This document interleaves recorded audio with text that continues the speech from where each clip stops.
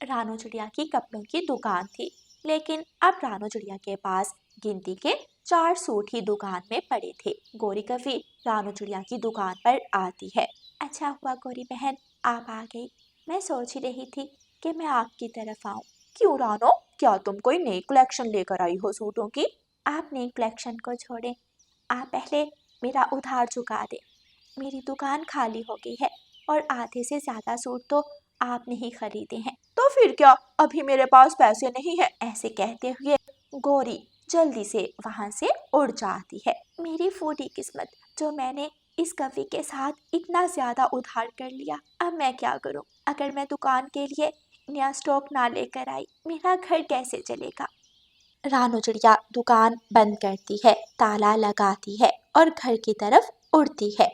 मम्मा मम्मा, ये देखें, ये कितना सुंदर सूट है। गुड़िया मोबाइल फोन अपनी मम्मा के सामने करती है और अपनी मम्मा को सूट दिखाती है। गुड़िया बेटी, आप भी सारा दिन मोबाइल मत यूज करती रहा करो, घर के काम वाम भी कर लिया करो और अपनी पढ़ाई पर तवज्जो दो। अच्छा मम्मा, लेकिन आप इतनी परेशान क्यों हैं? रानू चिड़िया अपनी बेटी को कवि और दुकान के स्टॉक के बारे में बताती है। मम्मा, आपको तो कपड़े सिलाई करना आते हैं, क्यों ना हम अपना बिजनेस शुरू करें? आप कपड़े सिलाई करें और मैं ऑनलाइन हमारा बिजनेस शुरू करूंगी। आप देखना, हमारा बिजनेस बहुत अच्छा चल जाएगा। लेकिन गुड़िया बेटी, मेरे पास पैसे बिल्कुल नहीं है, हम कोई भी काम कैसे शुरू कर सकते हैं भला? मम्मा, आप बैंक जाएं और बिजनेस लोन ले लें। जब हमारा काम अच्छा चल जाएगा, हम लोन वापस कर देंगे। मम्मा चिड़िया को अपनी बेटी का ये उपाय पसंद आता है और रानू चिड़िया खुश हो जाती है। रानू चिड़िया अपना पर्स उठाती है और बैंक की तरफ चलती है। रानू चिड़िया को पता था कि तोता बैंक में काम करता है, इसलिए रानू चिड़िया तोते के पास जाती है। जी मैम, बताएं, हम क्या मदद कर सकते हैं आपकी? वो, मुझे एक बिजनेस स्टार्ट करना है, इसलिए मुझे बिजनेस लोन चाहिए। क्या आप इस बारे में मेरी कोई मदद कर सकते हैं? जी जी बिल्कुल, ये फॉर्म फिल कर दें। तोता रानू चिड़िया को एक फॉर्म पकड़ाता है। रानू चिड़िया तोते से फॉर्म पकड़ती है और उसे फिल कर देती है। मैम, लोन के पैसे आपके अकाउंट में ट्रांसफर कर दिए जाएंगे और हर महीने की किस्त की सारी मालूमात आपको कॉल पर बता दी जाएगी। रानू चिड़िया बाजार जाती है, सिलाई मशीन और बाकी सारी चीजें खरीद लाती है। रानू चिड़िया घर आती है। मम्मा चिड़िया और उसकी बेटी मिलकर घोंसले को एक तरफ करती हैं और वहाँ सिलाई मशीन रखती हैं। रंग बिरंगे कपड़ों के थान पड़े थे। बताओ गुड़िया बेटी, किस रंग के कपड़े पर सबसे पहले काम शुरू करूं? मम्मा, मुझे तो नीला रंग बहुत पसंद है, आप इस पर सबसे पहले काम करें। रानू चिड़िया सिलाई करना शुरू करती है। रानू चिड़िया के पास बहुत सी लेसें, चमकते मोती और रंग बिरंगे सुंदर धागे पड़े थे। रात गुजर जाती है और सुबह हो जाती है। रानू चिड़िया नीले रंग का सुंदर पोशाक तैयार कर लेती है। मम्मा, आप इसे सामने रखें, मैं इसकी तस्वीर बनाकर ऑनलाइन डाल देती हूँ। गुड़िया उस पोशाक की तस्वीर बनाती है और अपने ऑनलाइन पेज पर डाल देती है। दिन गुजर जाता है, लेकिन कोई कस्टमर नहीं आया था। गुड़िया बेटी, मैं सुबह दुकान खोलूंगी और ये पोशाक वहाँ लगाऊंगी। अगली सुबह रानू चिड़िया अपनी दुकान खोलती है और अपने हाथ से बनाई हुई पोशाकें दुकान के बाहर लटका देती है। सामने से बुलबुल आ रही थी। बुलबुल ने सर पर एक टोकरी रखी हुई थी। अरे वाह, ये नीले रंग की पोशाक तो बहुत सुंदर है। कितने की है रानो बहन? बुलबुल बहन, ये हैंडमेड है और ये पोशाक मैं आपको 700 रुपए में दूंगी। ओहो रानो, मेरे पास इतने पैसे तो नहीं है, लेकिन ये रोटी है, क्या तुम रोटी के बदले मुझे ये दे सकती हो? अच्छा ठीक है बुलबुल बहन, आप ले ले। रानू चिड़िया वो नीली पोशाक उतारती है, उसे पैक करती है और बुलबुल को दे देती है। पहला कस्टमर था, शुक्र है ऊपर वाले का कि खाली हाथ नहीं गया। दूर बड़े पेड़ पर बैठी गौरी कवि देखती है कि रानू चिड़िया की दुकान के बाहर बहुत सारी रंग बिरंगी पोशाकें लटक रही हैं। अच्छा, तो ये छोटी चिड़िया ले आई न्यू स्टॉक, लेकिन ये छोटी चिड़िया मुझसे अब उधार नहीं करेगी। शाम हो जाती है और रानू चिड़िया घर वापस आ जाती है। मम्मा, क्या आज कुछ सेल हुई? नहीं गुड़िया बेटी, कुछ खास नहीं। और क्या ऑनलाइन कोई ऑर्डर आया?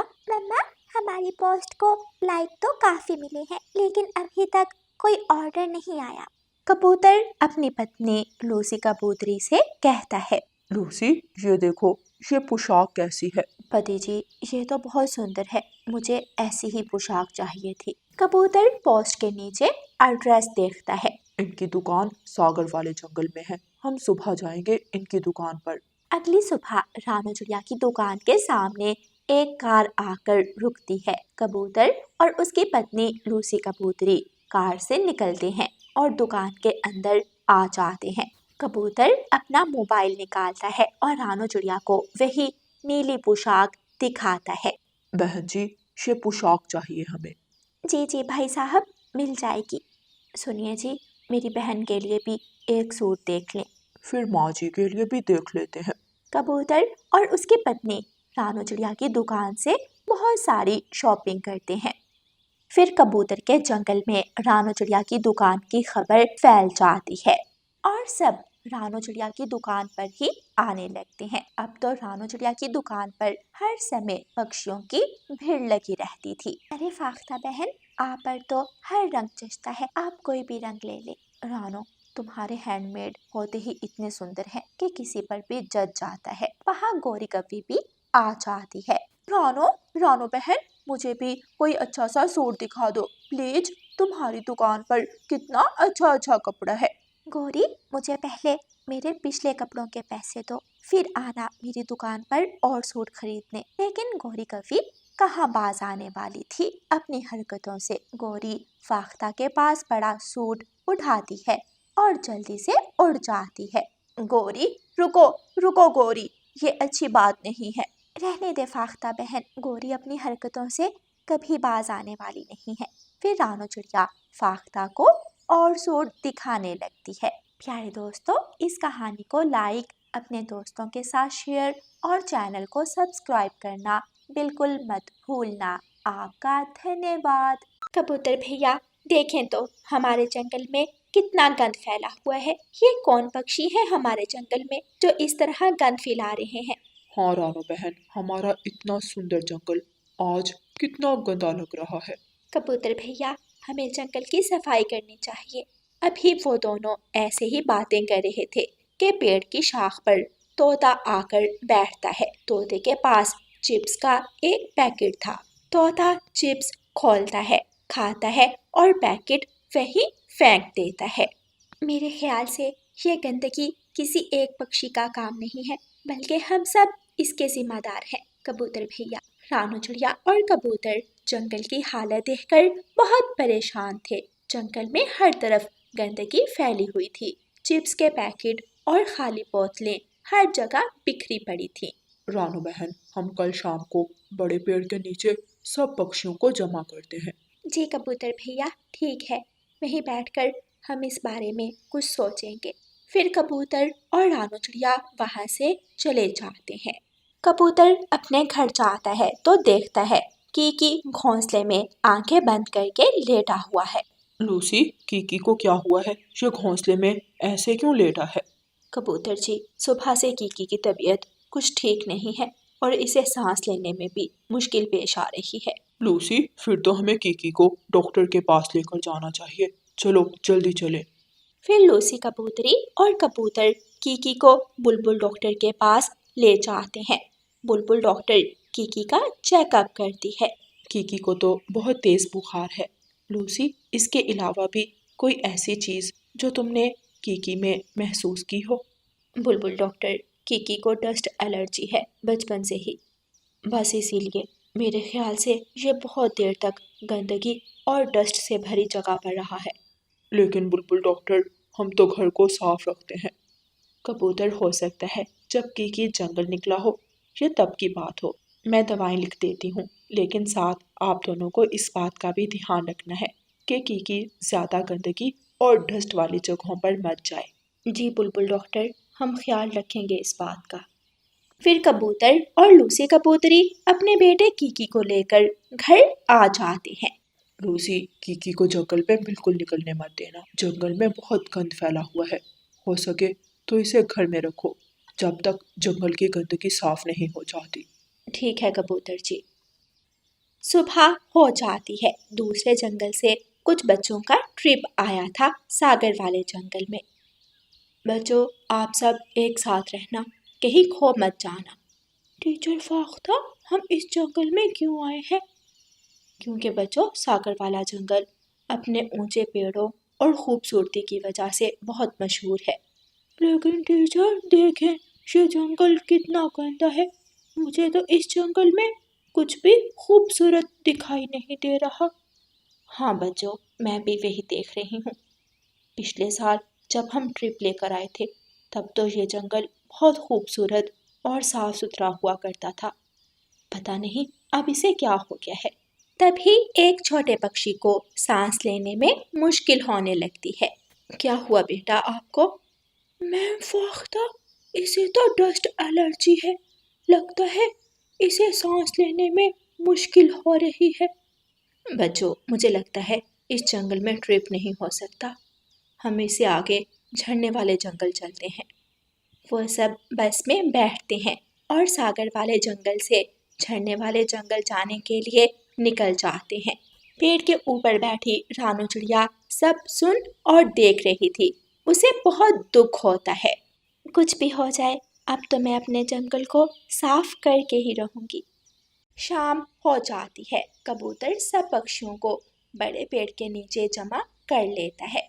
रानू चिड़िया भी वहां आ जाती है। रानू, जल्दी बताओ क्या बात है? मैं इस गंदगी और बदबू में और नहीं रह सकती। रानू बहन, कीकी भी घर पर अकेला है। उसे पहले ही सांस लेने में बहुत मुश्किल हो रही है। मैंने इन सब मुश्किलों के हल के लिए ही आपको आज यहाँ जमा किया है। हमारा जंगल कितना खूबसूरत और साफ सुथरा होता था, लेकिन अब इस जंगल में निकलने को भी दिल नहीं करता। आखिर क्या वजह है इसकी? ये गंदगी है इसकी वजह, रानो बहन। इसीलिए हम सब मिलकर जंगल को साफ करेंगे और पेड़ों के साथ डस्टबिन भी लगा देंगे, ताकि फिर से हमारा जंगल गंदा ना हो। हम आपके साथ हैं रानो बहन। सामने से चील और लोमड़ी आ रही थी। सब जल्दी भागो यहाँ से, वो देखो चील और लोमड़ी आ रही हैं। पक्षियों, तुम सबको भागने की जरूरत नहीं है, बल्कि हम तो बहुत तंग होकर आए हैं। तुम पक्षियों के पास इस गंदगी में तो कुछ खाने को दिल भी नहीं करता। फिर रानू चिड़िया लोमड़ी और चील को भी सारी बात बताती है। चिड़िया रानी, हम दोनों भी तुम पक्षियों की जंगल साफ करने में मदद करेंगी। वो सब मिलकर जंगल में सफाई करने लग जाते हैं। तोते ने हाथ में कपड़ा पकड़ा था, जिससे वो पेड़ की शाख की गंदगी साफ कर रहा था। रानू ने झाड़ू पकड़ा था, वो सारा कूड़ा इकट्ठा कर रही थी। ऐसे ही सब पक्षी जंगल को साफ करने के लिए कोई ना कोई काम कर रहे थे। रात हो जाती है और सब पक्षी अपने अपने घरों को चले जाते हैं। अगली सुबह फिर से सभी पक्षी सफाई पर लग जाते हैं। शाम तक वो पूरे जंगल को बिल्कुल साफ कर देते हैं। आखिर हम सब ने मिलकर कर दिखाया। अब हमारा जंगल कितना साफ और सुंदर लग रहा है। मैं तो बहुत थक गई हूँ, अब मुझे भूख लग रही है। हाँ, और मुझे भी बहुत भूख लग रही है। सब पक्षी जल्दी से वहां से उड़ते हैं और अपने घरों की तरफ भागते हैं। चील और लोमड़ी हंसने लग जाती हैं। प्यारे दोस्तों, ऐसे सब पक्षी मिलकर अपने जंगल को साफ कर लेते हैं। प्यारे दोस्तों, हम जिस जगह पर रहते हैं, हमारा फर्ज बनता है कि हम उस जगह को साफ रखें। और प्यारे दोस्तों, इस कहानी को लाइक, अपने दोस्तों के साथ शेयर और चैनल को सब्सक्राइब करना बिल्कुल मत भूलना। आपका धन्यवाद।